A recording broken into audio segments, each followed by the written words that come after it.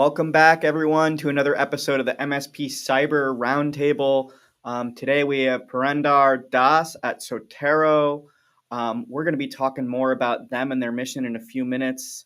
If you haven't listened to the show before, we are live on LinkedIn, YouTube, and we'll be or you may be listening on Spotify or Apple Music.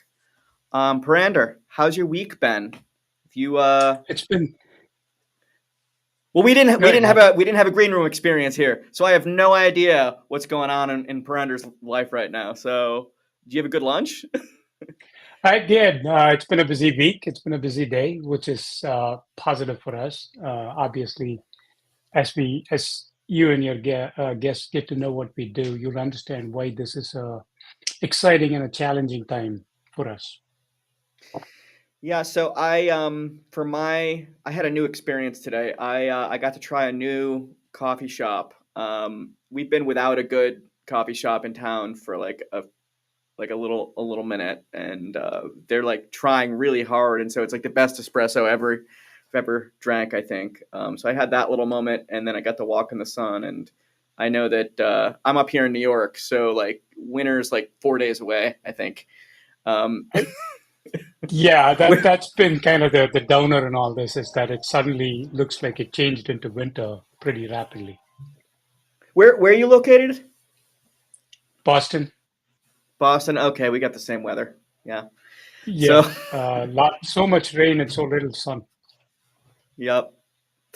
All right. Well, I want to talk more about Sotero in a few minutes, and of course, we're going to talk about ISO 27K and data breach risks for consumers. But before we get into all that, tell me how you arrived in the security world. I think a lot of our listeners are new to the security world, and they're looking at their whole careers ahead of them, right?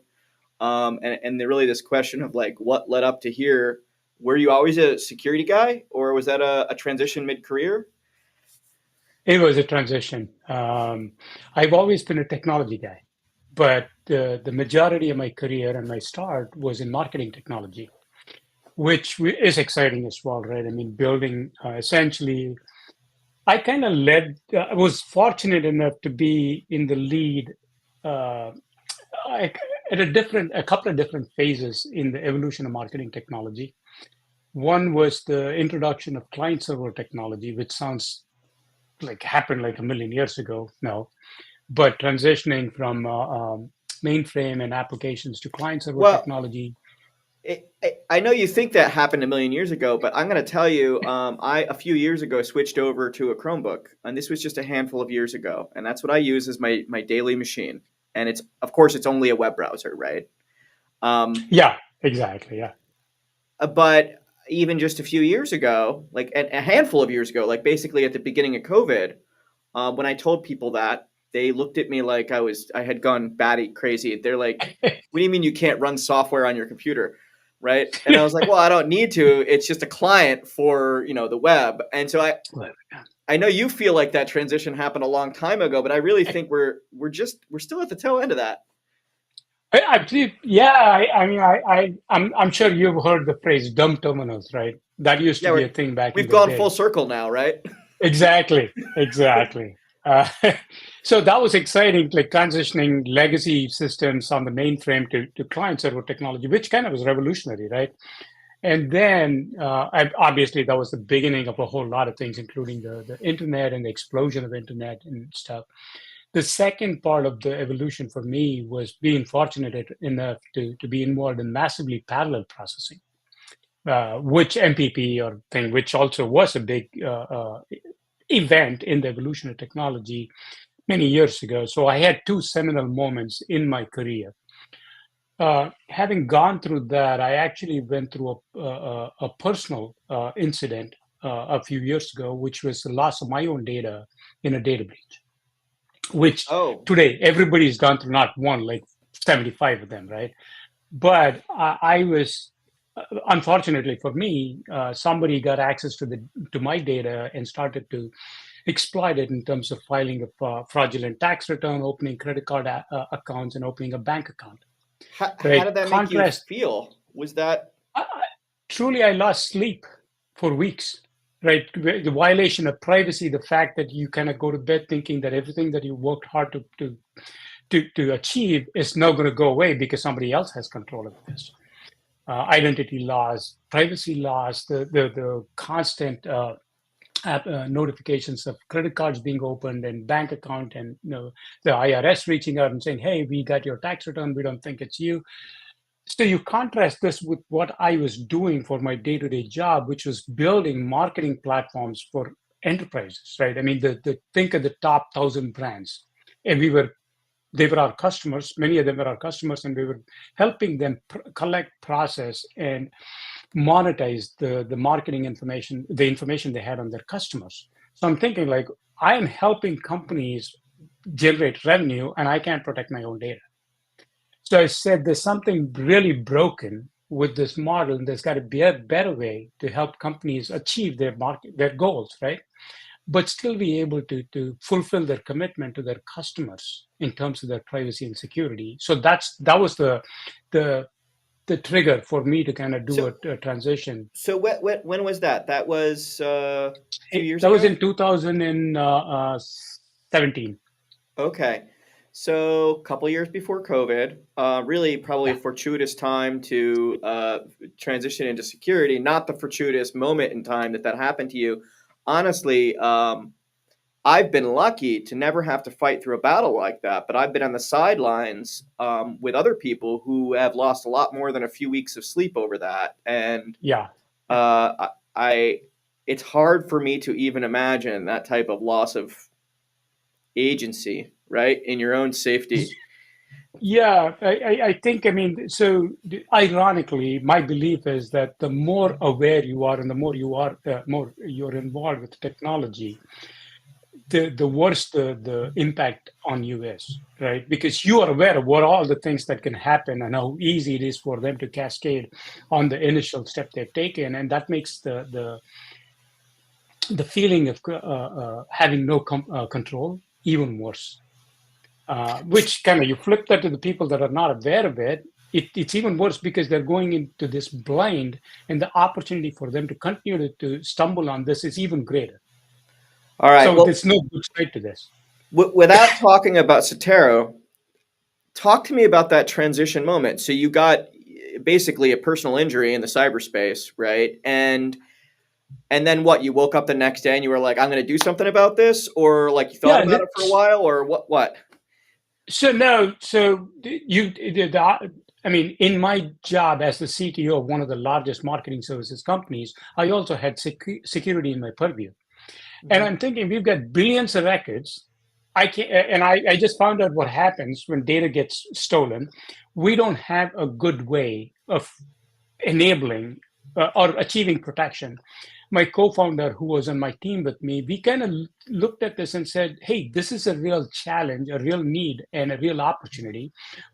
Is there something we could do about this?" And Mhm. we said, hypothetically, what's the best thing we could do?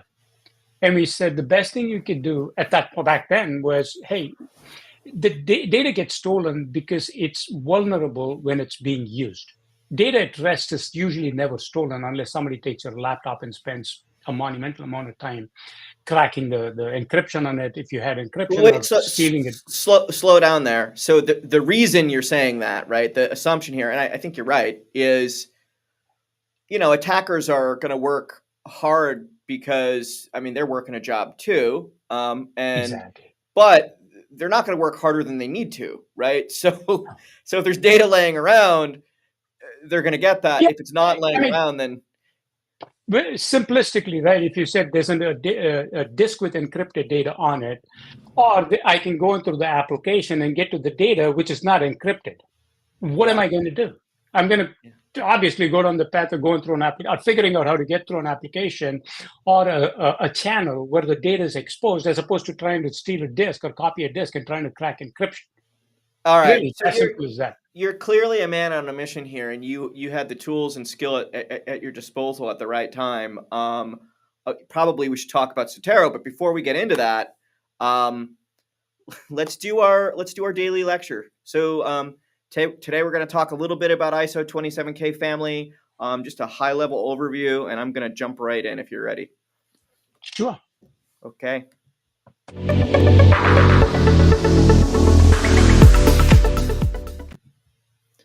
right, so let's talk about the ISO 27K family of standards. Now, usually we call this ISO 27000, ISO 27K. Sometimes people hear the words ISO 27001 or 27002. We'll get more into that in a few minutes. But one of the things I want to note here is it's a mouthful, but this is actually is not an ISO standard. This is a joint publication of ISO and IEC. They're two standards bodies. ISO is a more general standards organization for many different types of organizational standards or product standards in the world, whereas IEC is focused specifically on electrical or technical standardization. Together, and this happened now. It's more than a couple of decades ago. They came together. They took what was then a really nascent cybersecurity industry and decided they wanted to create a worldwide level standardized method. They were lucky to have some. The basis of ISO 27K was actually contributed to them from the private sector, but they put this together. They worked on it in committee. They published it. We're now in a few revisions deep, but it's still this joint ISO IEC standard. And I just want to note here, ISO and IEC are both nonprofit organizations. And usually what that means is they're operated by their members. You know, it's member organizations. But unlike some nonprofits, to become a member of ISO or IEC, you need to be sponsored by your nation's government. I believe in ISO, one or more standards organizations from your government may be nominated to go join ISO in their standardization efforts. I believe in IEC they're only allowed one member per nation, but they run this subcommittee together that puts together this standard that really, and just to talk more specific about what makes the ISO 27K family special, it's the most recognized information security standard in the world.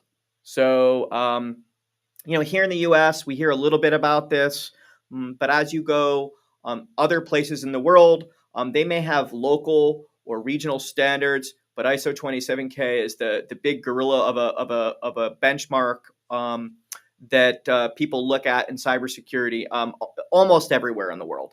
One thing I want to add here is while there is this global standard, it does have some regionalizations, and we'll get more to that in a minute. One other thing to note is you may think ISO 27K is totally irrelevant to you because you don't have to go through these processes. However, if you've ever purchased cybersecurity insurance, the question list on your application and the underwriting requirements that are going into that binding decision, they are drawn directly from the ISO 27K standard.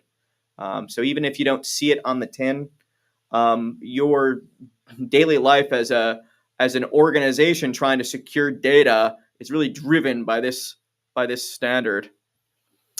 I'm going to break down into the numbers a little bit because there's a lot of confusion out there when people say they think they understand ISO 27K as a identifier, or they see the terminology ISO 27001, ISO 27002. One thing to note here is just with other ISO standards, ISO 27000 is a series, it's a family of standards. They're all interrelated. They're different publications that have different goals. They all work together. So while these numbers aren't exactly interchangeable, if you're using any of those numbers that start with 27 and a few digits after them, we're all talking about the same cybersecurity standard. As I said, a number of publications. Some of them set out basic requirements. We've got implementation guidelines, and then we've got some vertical specific guidance. In addition to all these, there are some places in the world that have published a local addendum that's intended to be stacked on top. I'm going to not talk about all those numbers, but I do want to differentiate ISO 27001 and 27002. These are not interchangeable, but they're very closely related. And really, we're just talking about the front half or the back half of an encyclopedia, essentially. Okay, so in ISO 27001, we've got overall guidance on in the according to the methods of ISO 27K, how they uh, suggest that risk assessment is performed in the organization. Actually, the assessment methodology here is not overly prescriptive. They describe the goals and some of the ingredients that might want to go into that risk process. However, it's left up to the practitioner to really come up with the detailed methodology there. But it does get more prescriptive when it comes to the components that are supposed to be part of governance, how to go about the process that you're supposed to go about building a strong security architecture, how to select which controls your organization should use as a methodology. They also have a very brief catalog of security controls. I believe there's 93 of them. And then they talk, and this is quite prescriptive, they talk about the audit process, and even more importantly, the certification process. There's a lot of cybersecurity standards out there. Very few of them are so prescriptive in their certification process.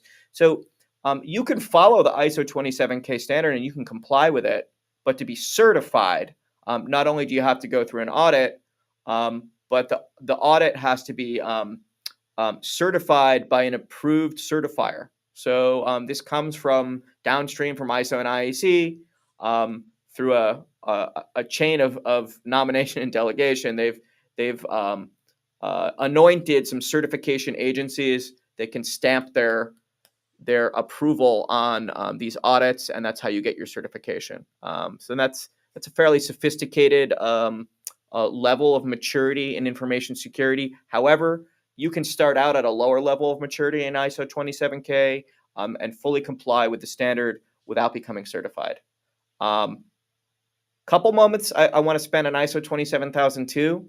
This is the part that mostly I spend most of my time on. And if you're an engineer or you're an implementer or you're working in a cybersecurity program, actually ISO 27002 is the important document, because while there's a list of things you might do in ISO 27001, there's 93 things that they suggest that you should implement as security controls. They're just names of the controls. ISO 27002 actually describes, well, what does that 5-word description mean? What is it trying to accomplish? And it outlines the specific methods as well as how to measure whether you've achieved those goals. So as an implementer or someone that supports implementers, or even as someone that assesses ISO 27K compliance, ISO 27002 is the reference that I really care about. And it's got basically a full page on each subcontroller safeguard. And that's the really important bit. So that's it. That's it in ISO 27K. I'm curious, Purandar, you said you came from the marketing vertical, and you dealt with a lot of consumer data. I would imagine you've had to step in an ISO 27000 puddle or two. Is that right? That is absolutely right. I mean, both from prior to SOC 2 becoming prevalent, ISO 27002 was the certification that most of our customers would ask for. So we had to be certified, audited and certified in that. SOC 2 came along, HIPAA came along, GDPR came along. As each one of them came along, we had to constantly re-up our certification and our audits to have those, to be qualified under those regulations. Yeah, and I don't usually recommend that people pursue ISO 27K as their first formalized cybersecurity exercise. However, those other standards you were just talking about, if you do implement ISO 27000, not only are you in position to become certified potentially, or to talk about how compliant you are with ISO 27K, you're really like in a really great position to comply with those other standards. Absolutely. Because there's a really clear way to map the requirements of ISO 27K to all those other standards, right? Because it's so popular. Absolutely. I mean, that's, I guess, one of the good things about these regulations and certifications is there's a fair bit of overlap amongst all of those. So yeah, absolutely.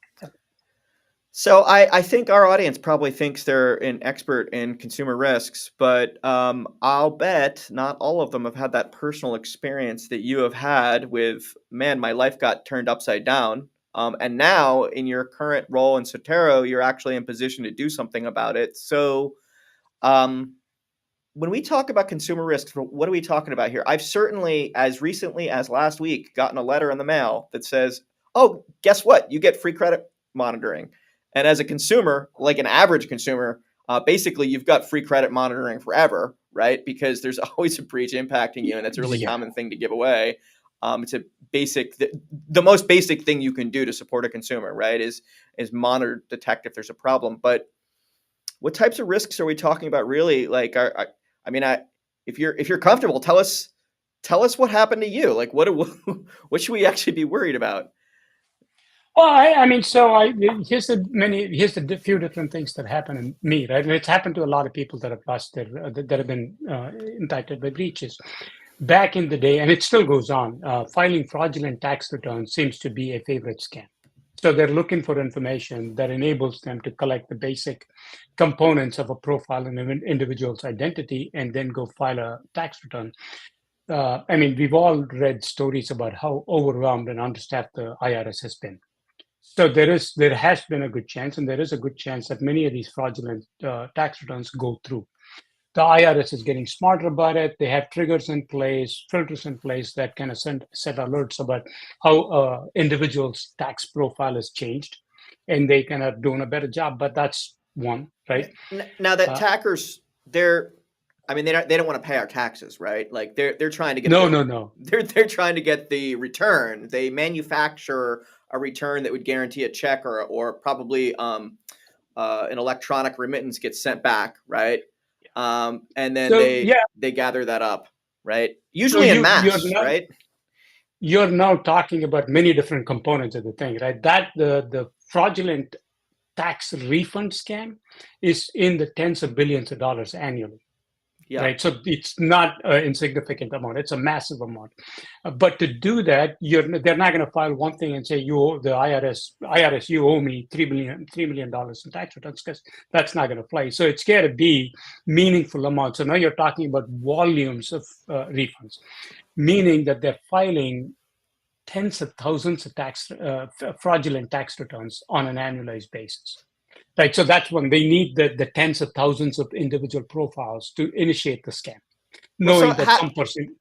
how does that work? I mean, they're not like I know that the IRS flags these sometimes, and I see it in the news, in the security news because I'm a security guy. That they, they found like, you know, 10,000, 1,000, whatever returns. They all sort of followed a pattern, and they were able to identify them as a clump, and they backed them out, and hopefully they haven't already sent the money.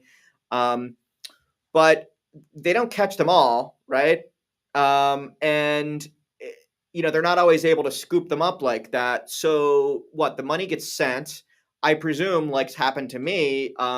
You then can't follow your own tax return, right? Because there's something wrong. And so you, as the consumer, are then you're late or you can't get your return. Everything gets jammed up. You can tell the IRS about it, but I presume they don't just like snap their fingers. And the money, I mean, are they still cashing this out of casinos in Macau? Do you know like what happens after? Think about all the we're not this topic could range for a week, right? So we're now talking about the volume of individual profiles they need. Obviously, they're not going to take that profile and submit all of them at one shot, because that's a pretty good indicator. They're coming in as individual filings. So back in the day, as in like 5, 7 years ago, they would recruit individuals to file these. Right? They would send them a list of names and say, "You're responsible for filing these fake returns." Everything that a very sophisticated organization does in terms of data collection, analytics, and planning and execution, those guys are doing. So no, it's automated filing that creates these things, because electronic filing, they don't need individuals pumping applications anymore or tax returns anymore. They've got sophisticated algorithms that do these, right? Or stuff. You got the filing in, knowing some percentage is going to trigger a fraud alert, something, but a percentage are going to go through. You need a target destination for that refund to be sent. So concurrently, they are creating bank accounts for them to land. Right, those bank accounts are short-lived, just enough for the Yeah. money to be deposited.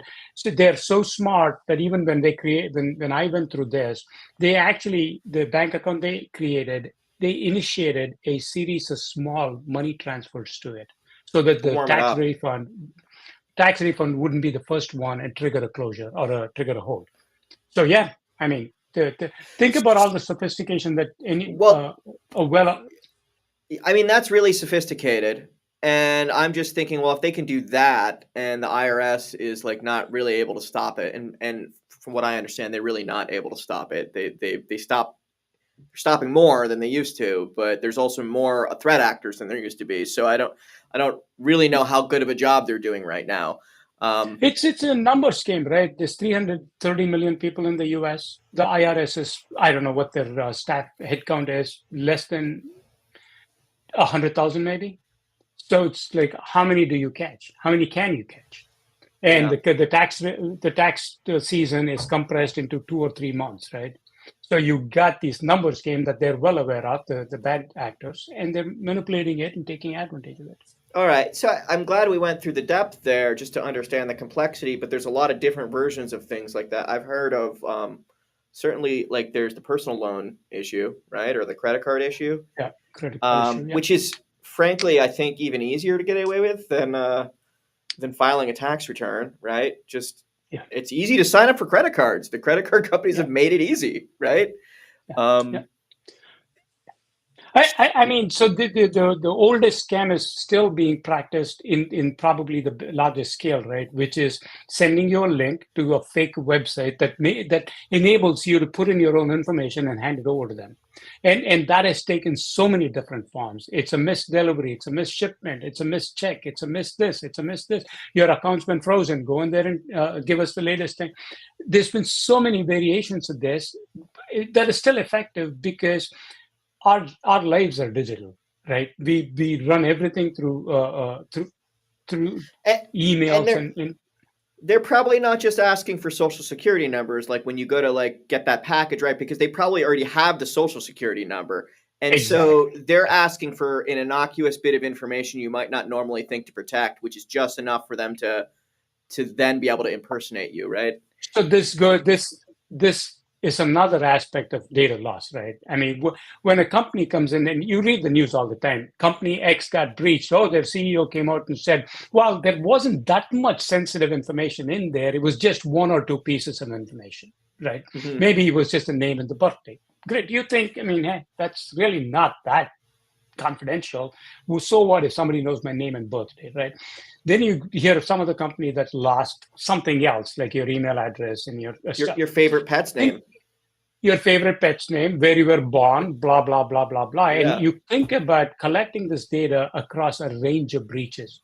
They have more information about you than than the companies you do business with. You put all this together, then it's that innocuous bit of information, right? What's your Mm-hmm. security questions thing? So they tailor that the screen the forms to give them that one piece of information, so they can build this entire profile and execute the scam. And they're not just So there are organizations that just don't collect it for themselves to execute a scam. They're the ones that are aggregating this information so they can sell it to people that can run the scam.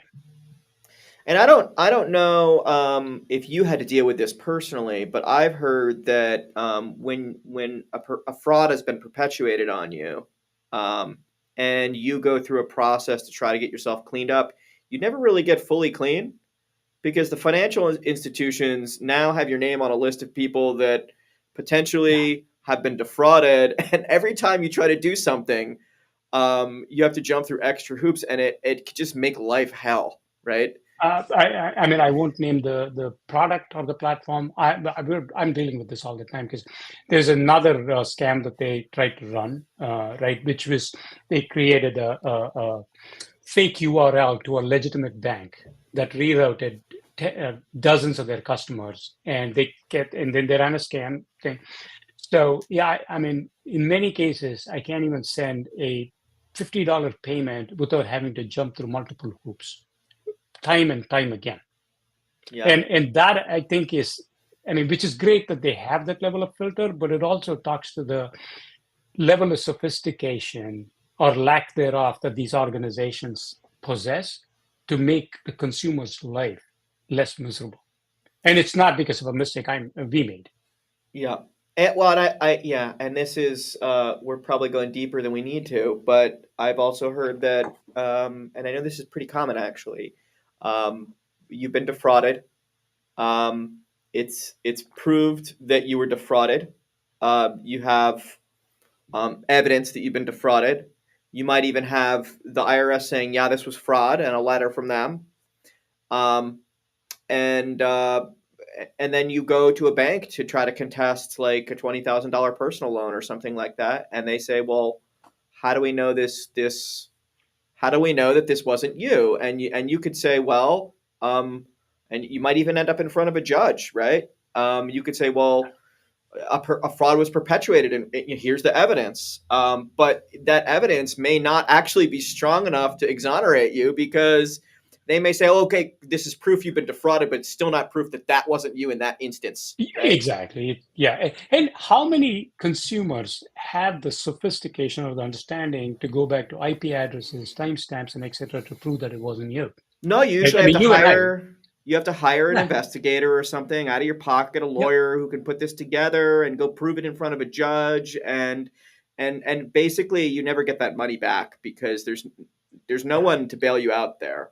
Um, You not just lose the money, the long-term reputational impact on you, because regardless of what you prove, the bank, their insurance company has it stamped on you that something was questionable about this individual.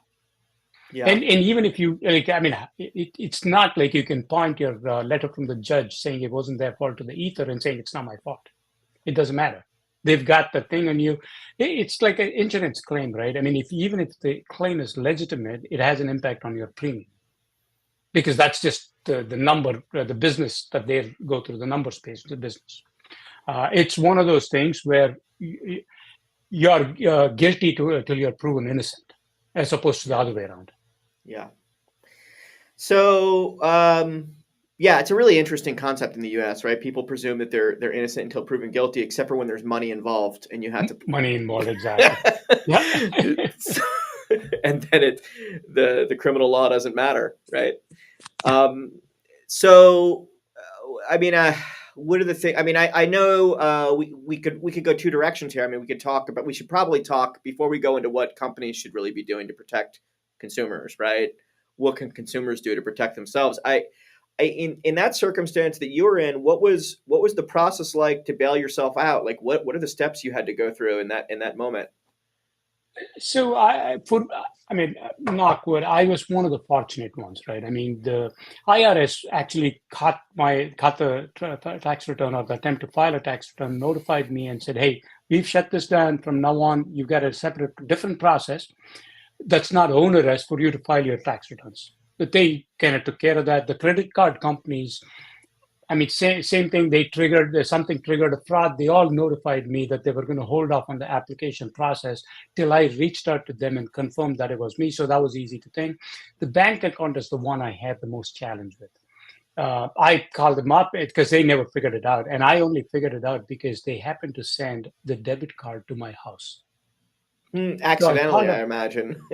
Yeah, I called them up and I said, "What is this? I have never heard of this organization, your organization. Why am I getting a debit card?" "Oh, you opened a bank account."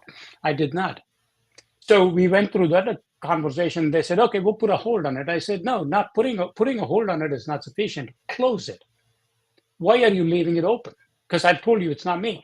"Oh, well, we need it for investigative purposes." And I said, "Well, at that point, the risk is yours. It's not mine, because I've told you." And I went through multiple calls with them where they refused to close it. So I said, here's what I'm going to do. I went to our attorney, got a letter from him, sent it to Demand them and letter, said, is that right? demand letter, and said, "You know what? I've done everything I needed to do. I've told you, notified you. I've demanded that you close my account. Everything from the point that you received this letter on is your problem. I am not going to be involved anymore." That was the one that took that was a little bit of a pain. The rest of it was fairly easy for me. Unfortunately, it's not easy for everybody that's involved in one of these. Yeah, it sounds like you took the right steps when you needed to, and had a little bit of luck.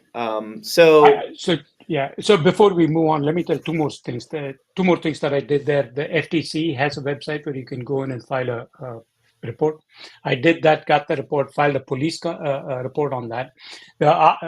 Yeah. So those were the other two things. Then I put a freeze on my credit. So I've had a freeze on my credit files for the last 7 years, 8 years.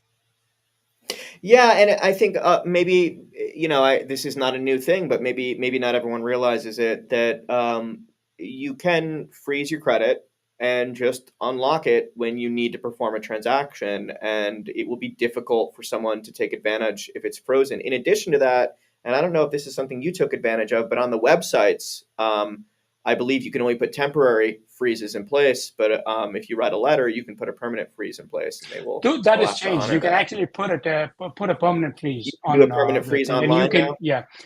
But let me ask you a different question. This is philosophical, right? So Yeah. the applications or apps have been available for credit interaction, and they want you to pay a monthly subscription, blah blah blah. Why wouldn't every credit bureau throw an app out there that makes it easy for consumers to, by default, put a freeze on their accounts and they lift it when it is meaningful to them, right? I could think of the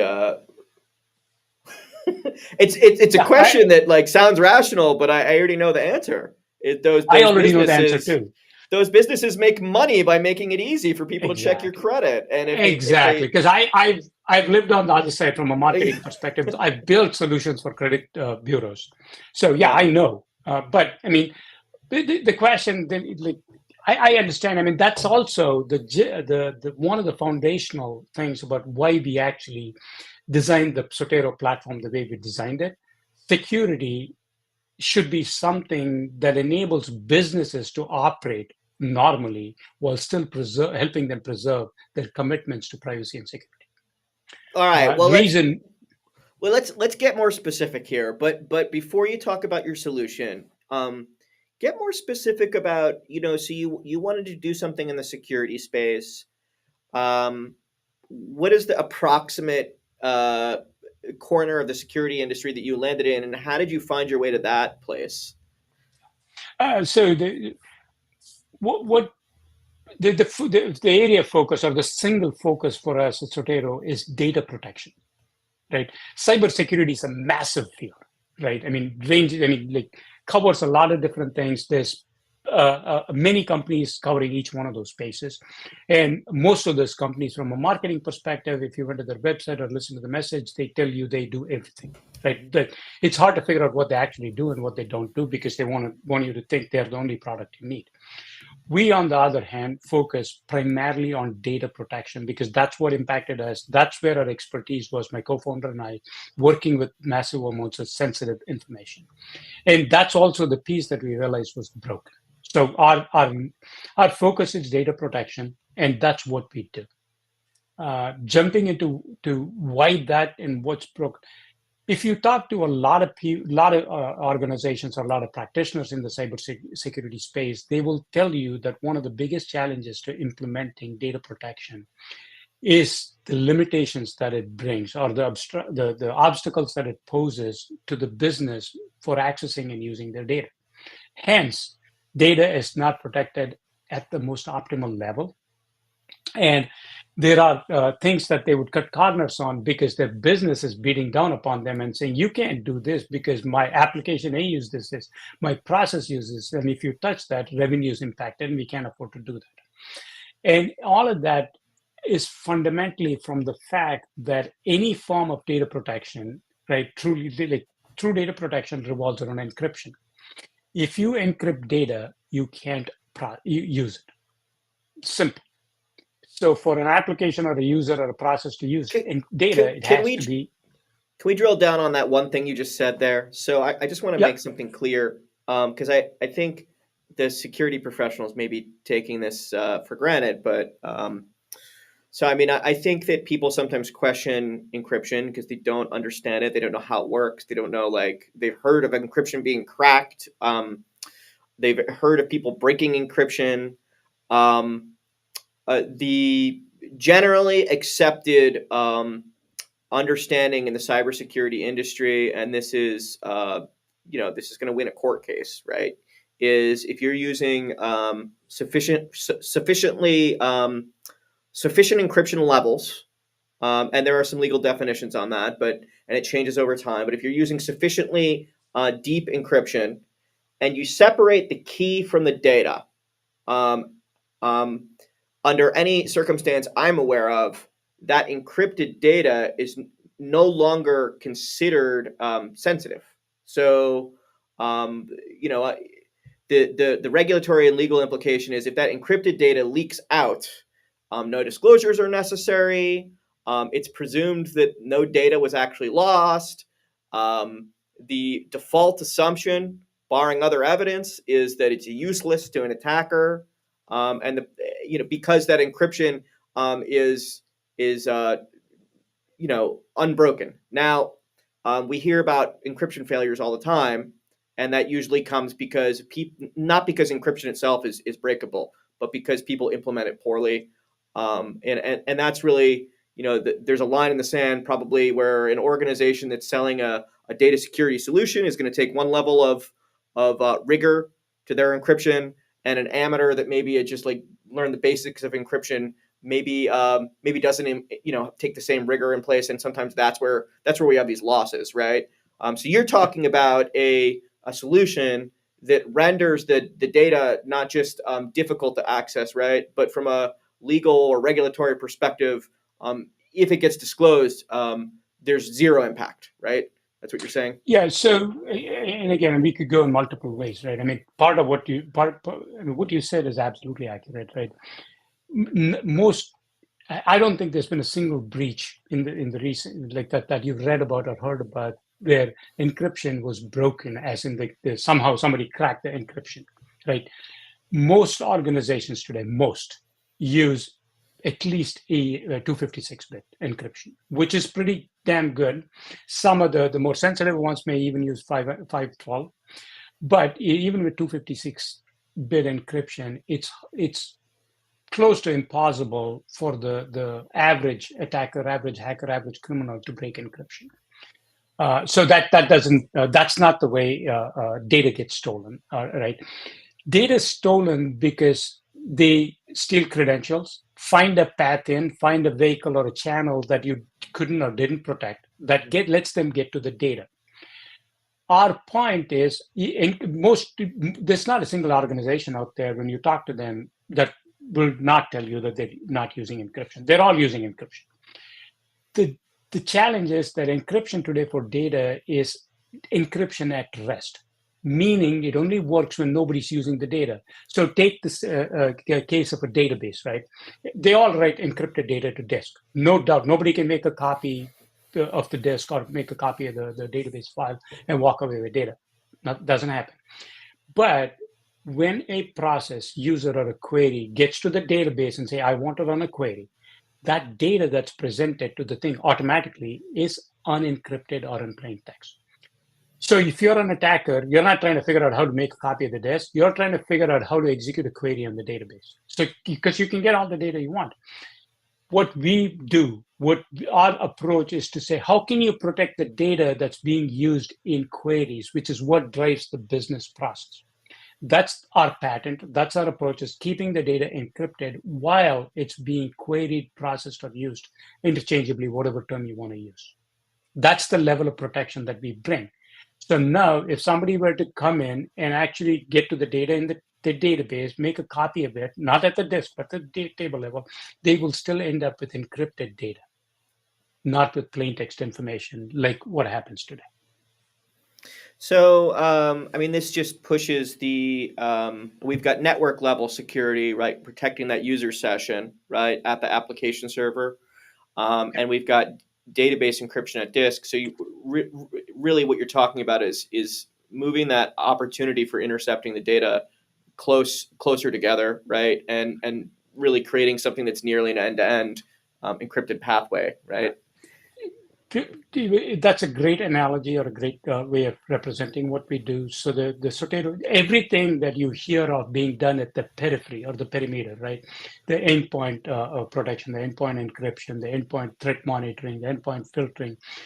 The Sotero platform does all of that at the data level. And that's the Mhm. fundamental difference in approach of what Sotero does versus the way it's been looked at, saying for what we say is data protection has to be inside out, not outside in. Trying to protect access to the network is not sufficient. Everything that is done at the network level or the perimeter level, we provide a platform that enables all of that to be executed at the data level with no restrictions on a legitimate request or a user accessing and using the data. So if we could just get technical for a moment, just so people can envision this in their lives, are there certain database systems that this is, that there's a straightforward path that is like, where have your wins been there in terms of compatibility or app stack space? So we are database agnostic.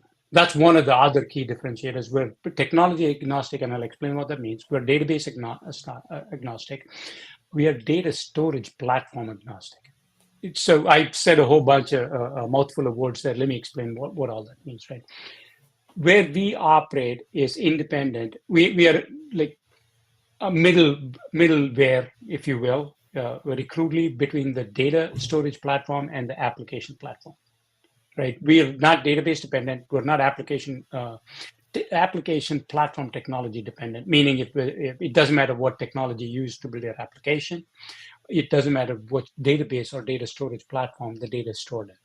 We support all of them because we built the platform to be agnostic of each one of those things. We cover pretty much every industry standard database out there. We cover every storage platform out there, whether it's a file share, a file server, a NAS, an SMB compliant storage platform, or a cloud object store.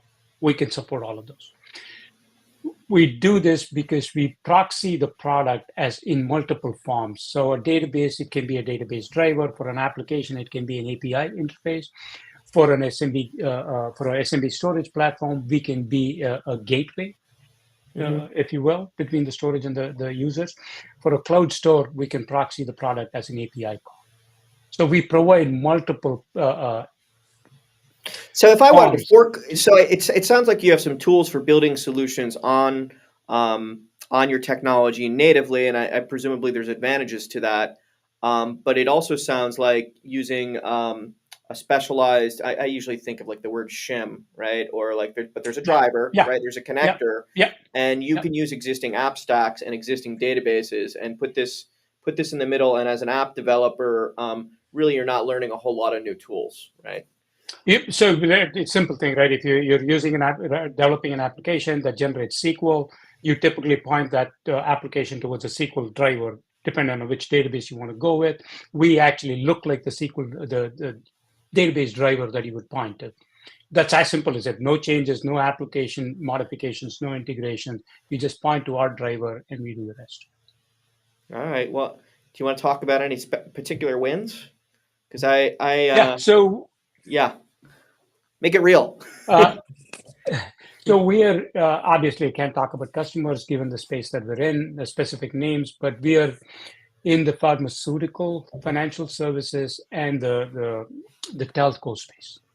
We have some of the largest players in that space as customers for ours, and we do a range of cases. I mean, we have analytic databases that drives financial analytics for firms. We have GDPR compliant platforms that store Europe EU data in the US for them to be compliant and secure.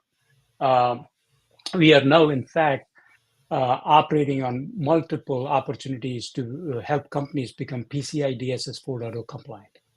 So If folks are not, well, I think people know that some financial institutions care a lot about cybersecurity, right? And they've heard of PCI DSS, and level 4 is like the highest level in that stair step.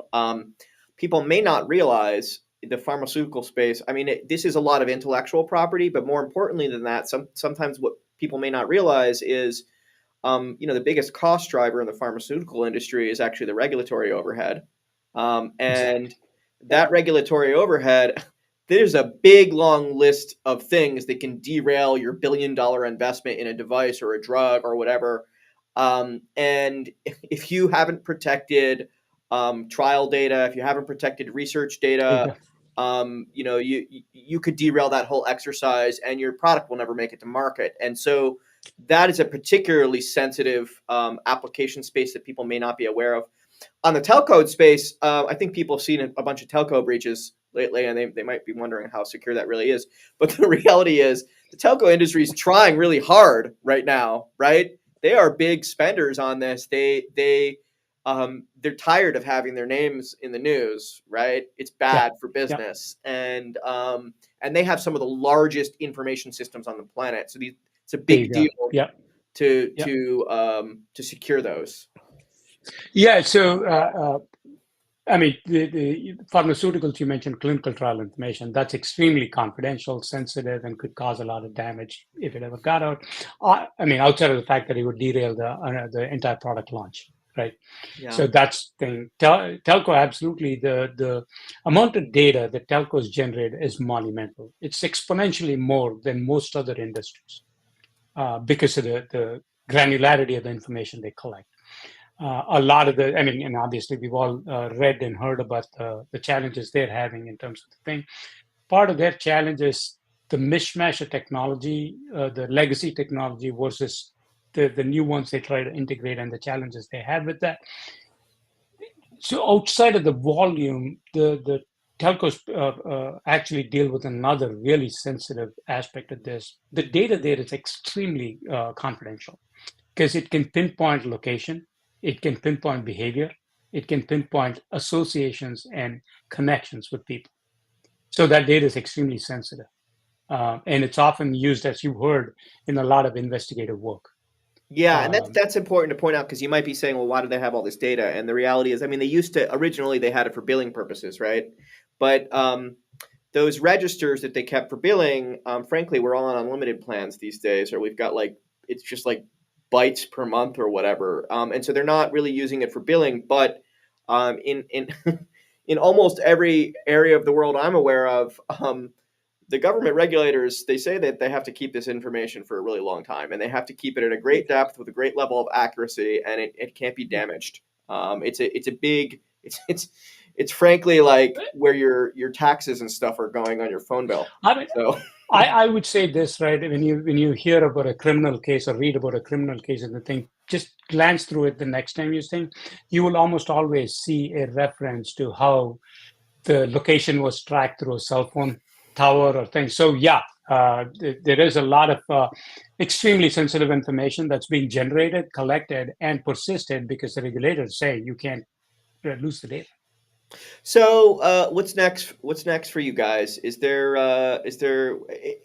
Let me ask this two ways. A, what's next for you, which is maybe just like around the corner, but where do you see this industry moving as we go forward? Out in the future, like a few years in, like where should everyone be going? I think, I mean, so I mean, for us, what we're seeing is the change in mindset, right? It's saying the security industry came up with this defense in depth from a posture perspective and persisted that for a long time. Obviously, there's shortcomings in that, and it keeps continuing to improve.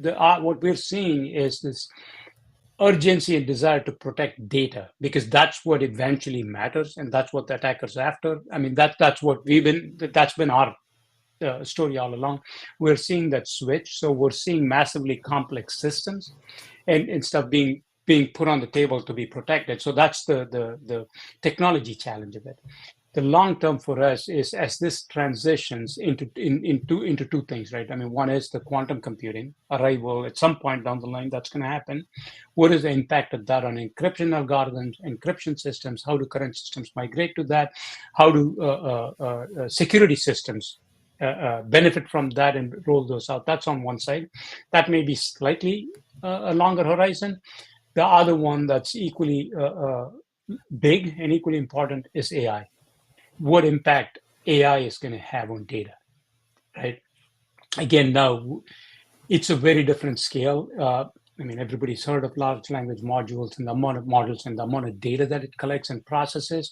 So there's security and enabling that to happen securely, looking at it from a copyright and a confidentiality perspective, both from consumption and data being thrown into there, inadvertently throwing confidential or copyrighted information in there. How do you prevent that, but enable organizations to leverage from the benefits that AI brings? So on the flip side of that is there is a lot of copyrighted and confidential information in those models. If your prompt generates them, how do you help users identify and avoid the pitfalls of inadvertently consuming or using copyrighted or confidential information? Yeah, it's really the whole AI space is really changing a lot of assumptions we have around protecting data, and um, there's going to be a lot of change. I know people feel like they've been hearing AI every day for like the last 10 years, but particularly someone like me. But really, we're in early days still. So Very early days, and I think, I mean, the hype is going to slow down while it's hype is going to stabilize, while real use cases start to proliferate. yeah. Well, thanks for your time today, Purandar. Do you want to leave anyone with any takeaways or next calls to action? Yeah, I mean, seriously, I mean, if you're a cybersecurity practitioner, I think kind of starting to look at the assets that you really need to protect and changing mindset is big. If you're looking to achieve efficiencies, looking at platforms that do multiple, that have multiple capabilities, as opposed to using point solutions to solve each problem, is a way to make your life easier. Well, thank you so much. Next week, we are going to be joined by Debasish Pramanik and Amin Sait from SysTools, which it's going to be a little bit of a forensics day because we're going to talk about chain of custody. We're going to talk about, what does a forensics investigation look like, and then we're going to be talking a little bit about how this plays out in the legal realm. Um, until then, thanks everyone for joining. And remember, like and subscribe out on YouTube and LinkedIn. Thank you.